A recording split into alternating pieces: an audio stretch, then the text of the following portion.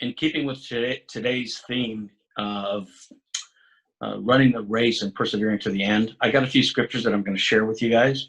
The first one starts in Hebrews 12, verse 1. It says, "Therefore, since we are surrounded by such a great cloud of witnesses, let us throw off everything that hinders and the sin that so easily entangles, and let us run with perseverance the race marked out for us." It's an interesting passage, right? This faith walk that we're on, this journey of being a disciple, of being a Christian, is described in the Bible several times as a race to be run. So the other passage I want to make reference to is in 1 Corinthians 9:24. And it says, "Do you not know that in a race all the runners run, but only one gets the prize? Run in such a way as to get the prize." This passage is really interesting because what it says in most races, what he's saying is in most races, there's only one winner and the rest are losers, right? But that's not the way it is in God's race. See, normally a race, you win at the expense of others. But in God's race, you win in the service of others. So there's a big contrast here, a big difference. So when he says only one gets the prize, then he goes on to say, run in such a way that you get the prize, not that you beat others. So the important thing is that we endure to the end. That's really what it's all about. Let me give you an example, kind of a human example here. About 5 years ago, I signed up for a century ride, bicycle ride, which means it's a 100-mile ride. And it's a difficult, hard ride. There's hills, there's wind, and it's riding 100 miles in one day. It's like going from here to Sacramento on a bicycle. And so I signed up for it, and it was probably the toughest endurance, physical endurance I've ever had to accomplish. But I got to tell you, around mile 60, 70, I quit. I just couldn't go anymore. I didn't have the energy. I just stopped on the side of the road and said, I can't go anymore. But fortunately, or unfortunately, there was nobody there to pick me up. So I had to get on my bike and continue. Around mile 80, I did the same thing. I'm like, I just can't go anymore. I did that 3 times, but there was nobody there to pick me up. So I finally finished the race. I think I was probably the last person to come to the finish line, or at least one of the last people to come to the finish line. But I finished. And sometimes that's what it feels like to endure to the end, right?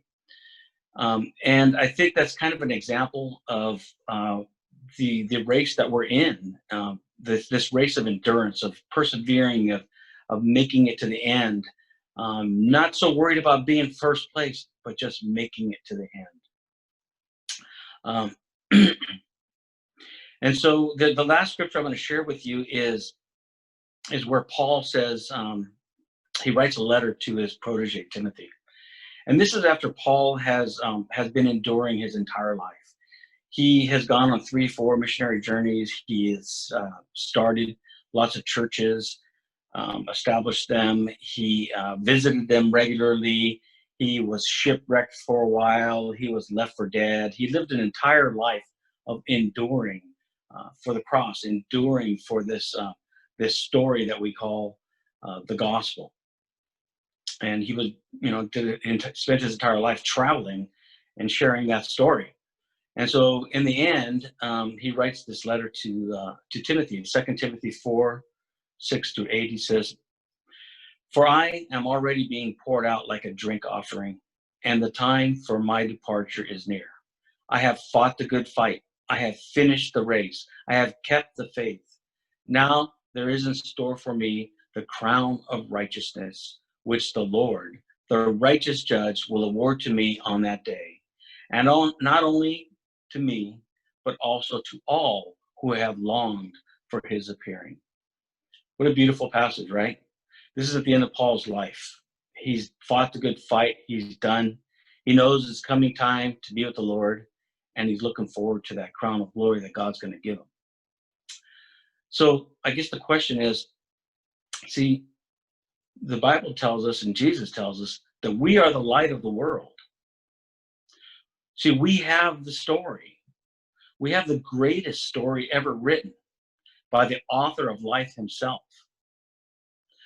The question is, will we tell the story? Or more importantly, will we live the story? Will we live the story the way Paul did? And will we endure to the end? That's really the race of perseverance. See, if we truly are the light, then it begs the question, does the room illuminate the moment we step into the presence of others?